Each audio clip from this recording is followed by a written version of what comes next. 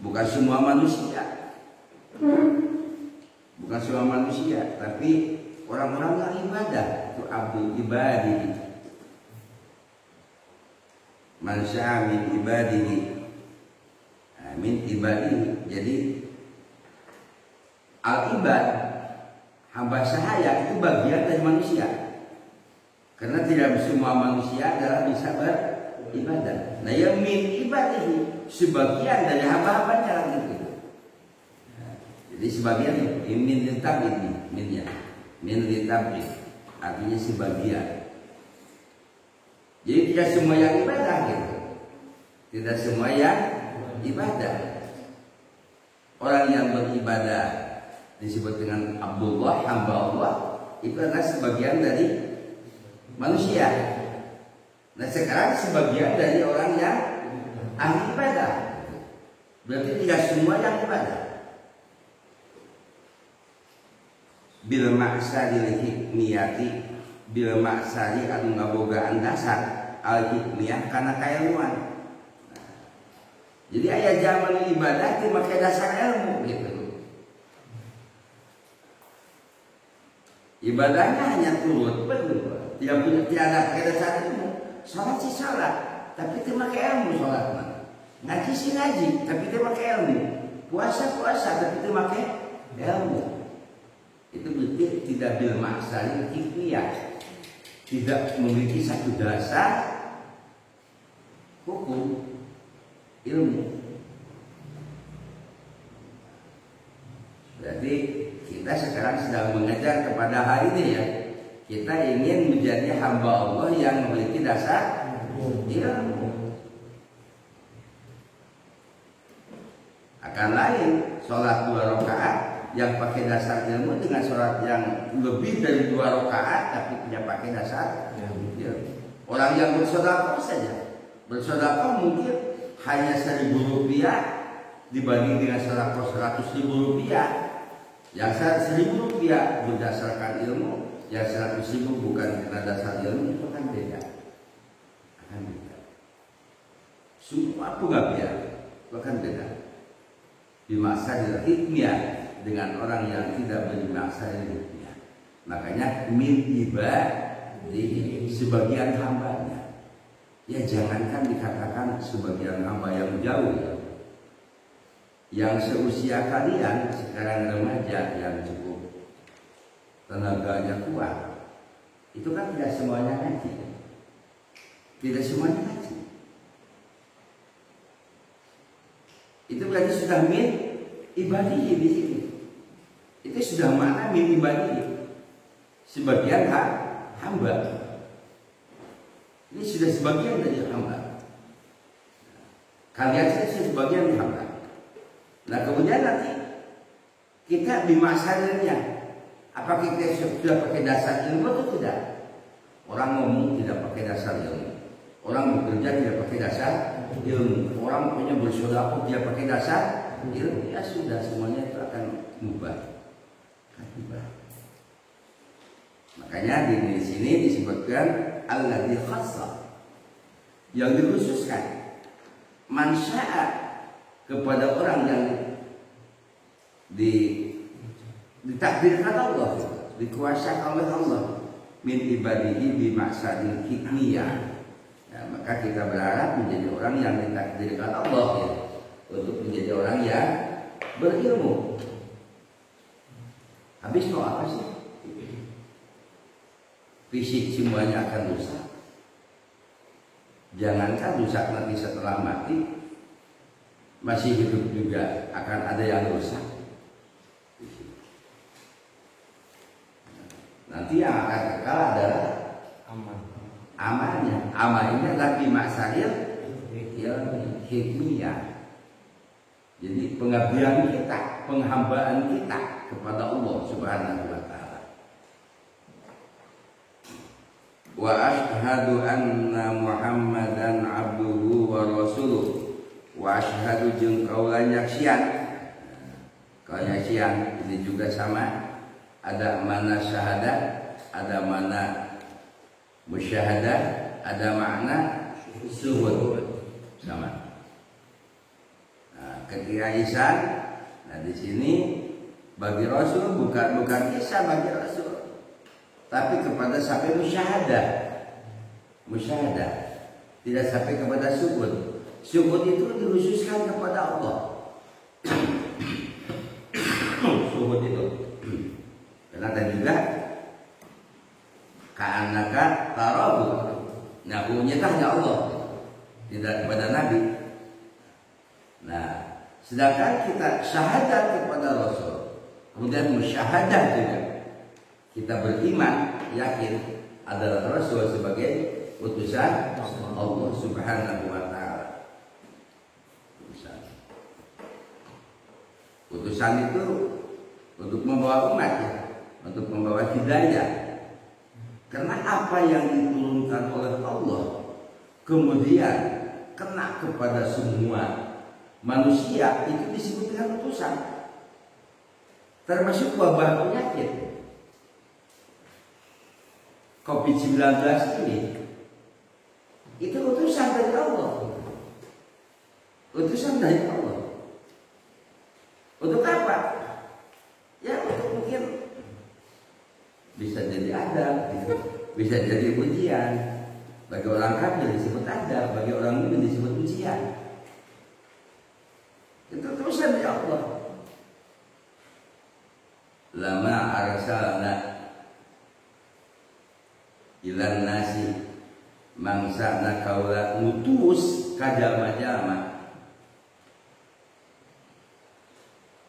awaba fakana mukhawifan, wabah-wabah penyakit fakana mukhawifan, maka semua orang ketakutan. Semua orang ketakutan. Nah sekarang buktinya ketakutan, ketakutan, takut itu, takut ini ya. Nah takutnya itu bukan oleh Allah, tapi oleh utusan. Padahal harus takut kepada yang mengutusnya. Makanya wabah itu adalah utusan. Semua yang melibatkan manusia banyak itu adalah utusan dari Allah. Nah sementara kita mengenal utusan itu hanya Rasul aja gitu ya. Manusia saja Rasul. Untuk tabligh menyampaikan amanat-amanat dari Allah, pelajaran dari Allah. Padahal yang dimaksud dalam ayat Al-Quran dikatakan utusan, semua yang diturunkan oleh Allah itu adalah utusan. Seperti waktu Raja Abraha kan itu bawa rombongan gajah, kan datang utusan makhluk kan dengan bawa apa? Bawa batu yang cukup panas. Nah, utusan makhluk itu utusan dari Allah Subhanahu wa ta'ala. Pasukan gajah termasuk kerajaannya gitu, semuanya hancur.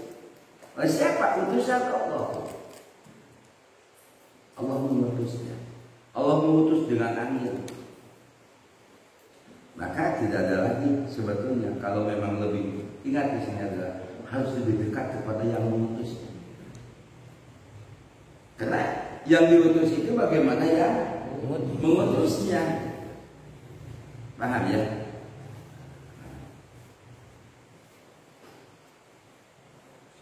Nah, banyak orang yang tidak tepat memberikan satu kholasah, satu kesimpulan. Dengan tidak tepat mengambil satu kholasah, kesimpulan, ya otomatis juga akan tidak tepat kaifiah. Cara rak-rakan itu kaifiah.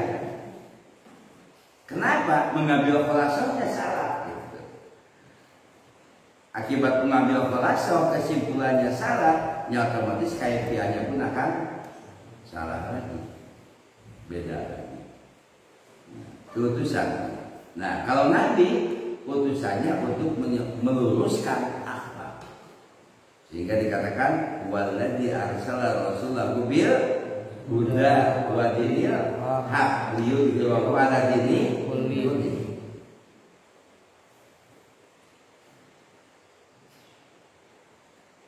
Kalau Anda kenal, yang diturunkan kita adalah Jabur. Begitu Jabur dirusak oleh kaumnya, maka Allah mengutus lagi kita, menurunkan lagi kitab, utusan dari Allah. Kitab utusan dari Allah. Apa kitab? Injil. Nah, ketika kitab Taurat, kan Taurat, begitu Taurat dirusak, dirubah lagi, turunkan lagi Injil.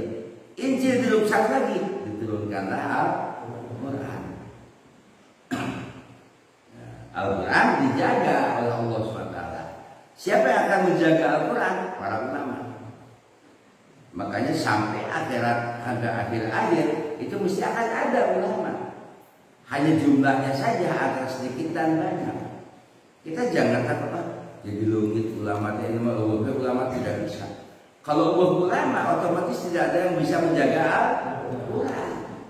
Sedangkan Al-Quran dijaga oleh Allah. Namun najalna dikra wa nahnu lahu muhafizun. Kami menjaganya. Siapa yang menjaganya? Adalah Allah Subhanahu wa taala.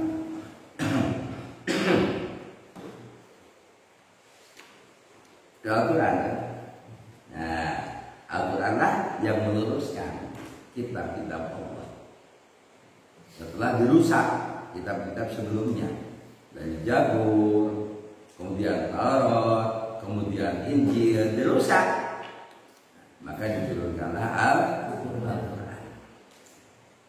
Dirusak dengan pemikirannya. Maka kita tidak boleh mengharapkan jadi orang pandai. Belum tentu jadi orang pandai itu adalah akan selamat. Justru kadang-kadang dengan pandai itulah akan bisa merusak. Yang merusak Jabur siapa? Yang pandai. Yang merusak Injil siapa? Yang pandai. Yang merusak juga Taurat siapa? Yang pandai. Bukan yang bodoh. Maka jangan mengharapkan jadi orang yang pandai, tapi ingin jadi orang yang mendapatkan irsyad dari Allah, dari Rasul, hidayah, jadi hamba Allah. Al-Ma'asar hikmah, hikmiyah, Al-Ma'asar hikmiyah. Jadi hamba Allah yang memiliki dasar ilmu, bukan dasar daya kuat, tapi dasar ilmu. Ini yang harus kita harapkan. Wa asyhadu anna Muhammadan abduhu, jadi hambana wa rasuluhu, jeung jadi rasulna Gusti Allah alladzi qasahu anu ngaususkeun ka anjeunna sallallahu taala bi jami'il kamaliyat kamalati kalau sakabeh kasampurnaan al-ubudiyah tina pirang-pirang pengabdianana. Jadi ibadah yang sempurna yang mana? Ya ibadah yang bisa meniru Nabi. Karena ibadah yang sempurna adalah Nabi. Nabi ibadah yang sempurna itu. Kalau kita ingin sempurna, ya kita tinggal meniru Nabi aja. Semua amaliyatnya. Nabi Jamil kamalati ubudiyati. Semua ubudiyah berarti ini pakai kalimat akhir iya dan tak dalam ilmu nahwu, dalam artian terbangsa artinya.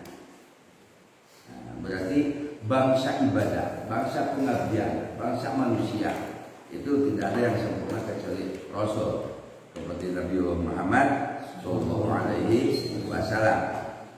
Maka kita harus mengikutinya. Kemarin sudah diketahui bagaimana cara mengikutinya. Bukan berarti semuanya wajib. Apa yang dilakukan mungkin juga bisa sunnah, bisa ibadah, bisa juga haram melaksanakannya. Wa sallallahu wa sallam gingawu rahmat sallallahu Allah ala sayyidina Muhammadin di sholat yang bersolawat. Nah, kita berdoa sholawat. Ketika orang membaca sholawat, maka ketika itu dia ada dalam rahmat Allah. maka saat itulah dia berada pada rahmat Allah, kasih sayang Allah.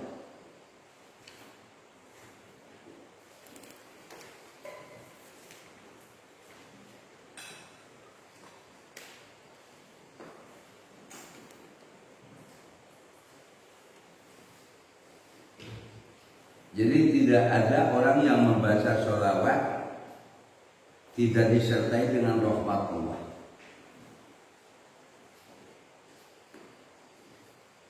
Makanya ada ayat yang sudah kita jelas, innallaha malaikatahu yusholluna 'alan nabiyya ayyuhalladzina amanu.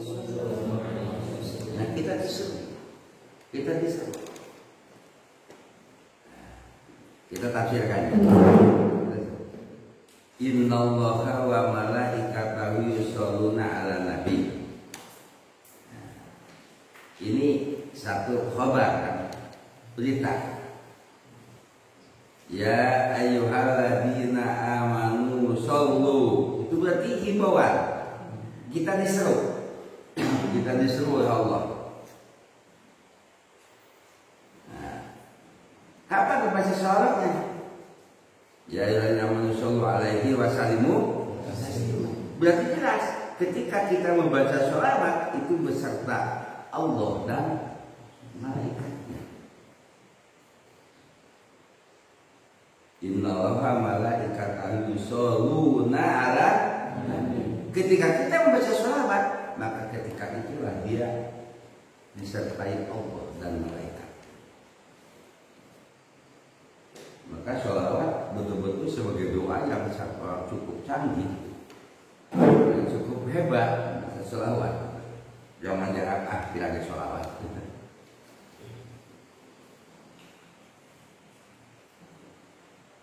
Karena ketika orang membaca sholawat sekaligus disertai dengan rahmat, bersamaan dengan Allah, bersamaan dengan Allah. Bahkan saya merasa begitu kagum dengan ayat ini. Orang disuruh oleh Allah Subhanahu wa Ta'ala.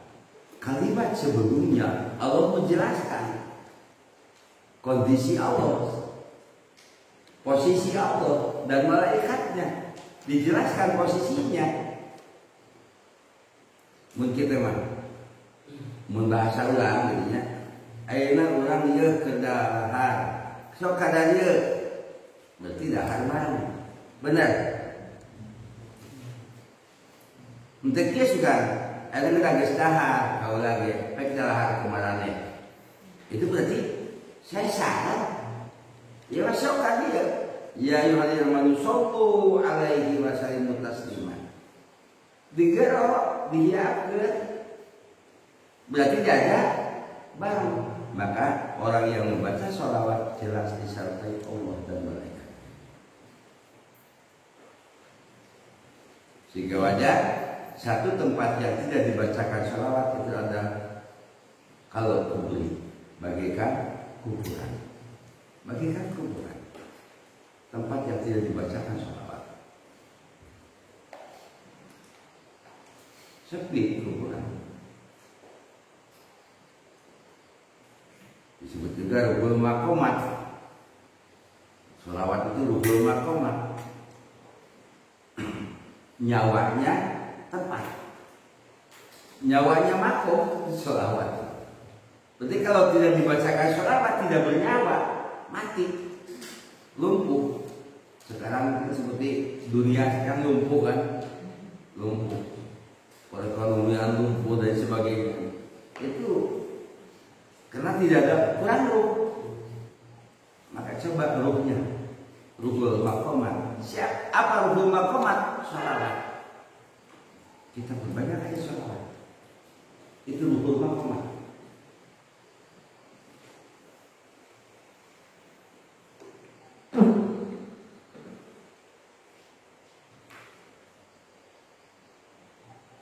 Maka betul-betul kita harus yakin ketika kita membaca sholawat itu yakin disertai oleh Allah Subhanahu wa Ta'ala. Ya kalau sudah disertai Allah berarti ditolong kan? Ditolong. kalau boleh ngomong,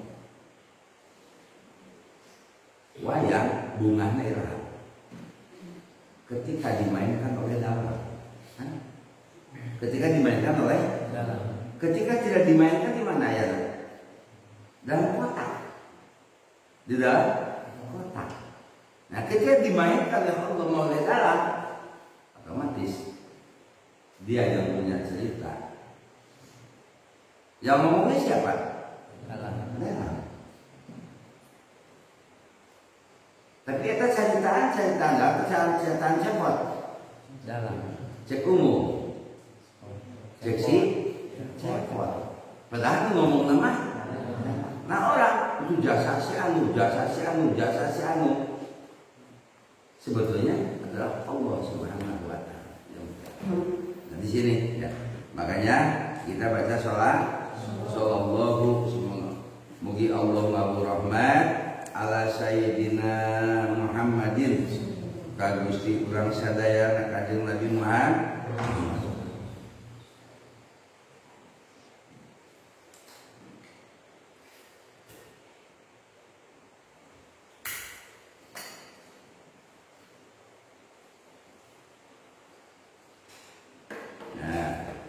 Orang ramai dengan Sayyidina ya.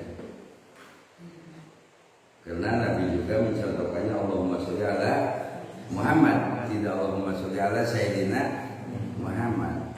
Padahal kalau kita tafakkur karena Nabi kamaliyah, memiliki sifat kamaliyah. Tidak minta untuk dihormat, tidak meminta untuk dihormat, kamaliyah. Nah, orang yang minta dihormat, hayang dihormat, itulah yang tidak terhormat. Gitu. Itulah orang yang tidak terhormat. Contoh kira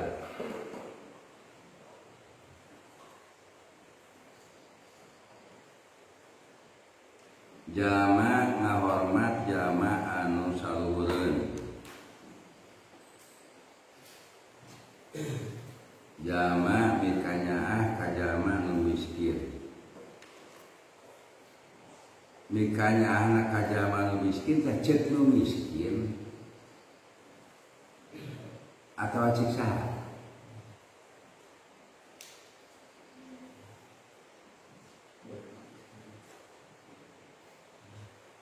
Ketika tidak orang-orang itu terhayang dipikanya,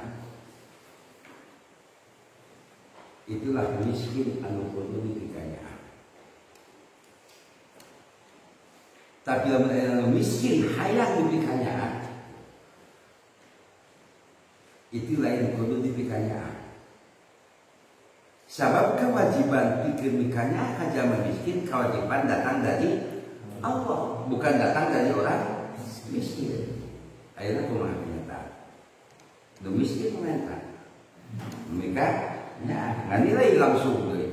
Nganilai si A bager kafir miskin. Si A goreng lantaran pikanyaan demi kanyaan fakir miskin. Mun teu sorangan. Bahkan mengaku dia sebagai orang miskin.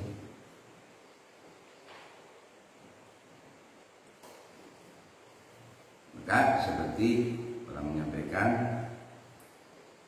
apabila ada orang ingin memberi, maka dia akan dijadikan kaya. Tapi apabila orang itu mau diberi, dia akan dijadikan miskin. Karena tidak mungkin diberi kalau tidak miskin. Tidak mungkin bisa memberi kalau tidak kaya. Maka judulnya kita meminta kepada Allah ingin memberi, ingin menolong, jangan ingin ditolong. Jangan ingin diberi. Jangan ingin diberi, tapi ingin memberi. Hayang merek tuh, lah hayang di merek.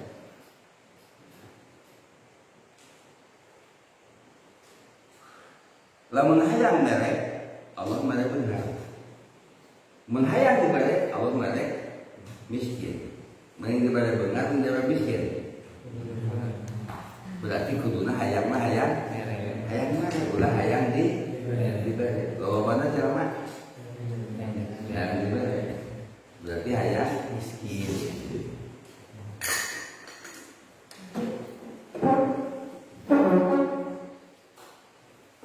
Jadi kewajiban menghormati, contoh seorang murid kewajiban menghormati guru.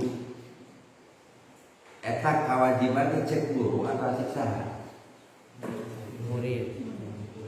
Cek saha? Kewajiban.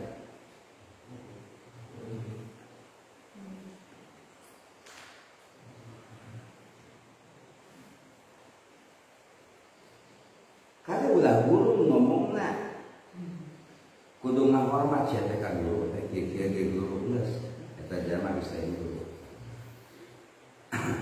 Eta jama lain.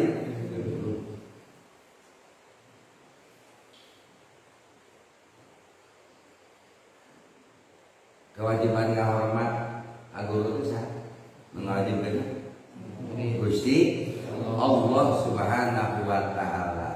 Kitabnya kepada siapa? Kepada murid.